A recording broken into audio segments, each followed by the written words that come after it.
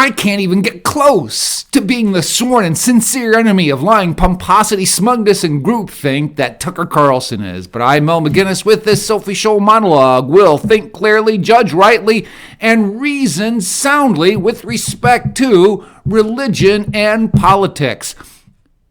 Prime Minister Justin Trudeau, in response to what's happening in his city and throughout his nation, said that the protesters are, quote, trying to blockade our economy and democracy. And it has to stop. I commented underneath saying the truckers are not getting in the way of democracy as they are getting in the way of fascism. Meaning, the Prime Minister lets the truckers own their vehicles, but he wants to control what they do. In regard to vaccines, testing, and other COVID mandates that he has placed on everyone in that nation. So the truckers are standing up. And they're getting in the way of his fascist policies, not democracy. Because if it was truly a democracy, he would let them control their vehicles in ways that are emblematic of private ownership and the free market system. That's a contest that they're having there in that nation.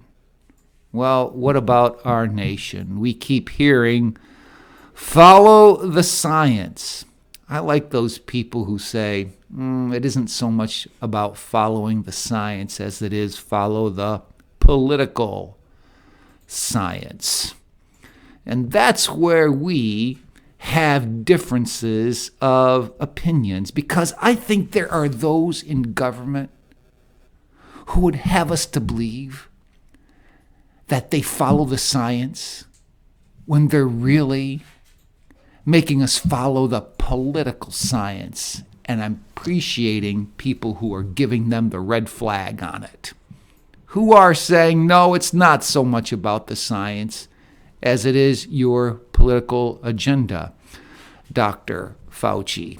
And as that satirical post on Facebook has said, with Fauci's picture saying, if you follow the science, it'll lead to my bank account. That's even more cynical, but we can't help question what is happening at the upper levels of government. And not just there at the national scene, but our state scene. Kathy Hochul has partially put down the face mask mandate, thankfully, but guess who still has to wear them? The children in the schools. Now, I'm sure she's saying she's following the science. But if she's following the science, she will see that children are hardly affected by it. And she's still mandating the masks on them. If she really followed the science, she would let them be mask-free. But again, she's following the political science. And I would say this, the partisan political science, because she knows where her base is. New York City, the Democrats, the left. And if she loses them, she's in jeopardy of having the control of her governorship be removed through another candidate.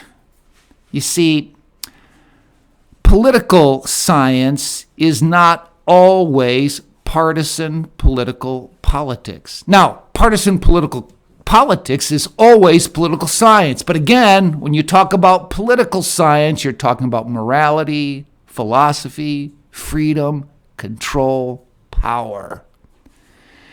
And our governor seems to demonstrate a philosophy of political science that lines up with her partisan political politics. That is, with the Democrat Party and the left.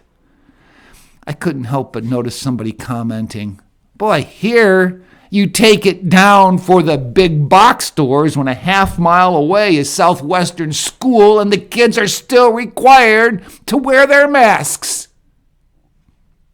I like what I saw in a Facebook post. Many people believe that the most frequently washed body part in 2021 was the hands, when in fact it was the brain. Well, unlike Tony Kornheiser, I haven't run out of time, but unlike Tony Kornheiser again, I'll try to do better the next time. And I can't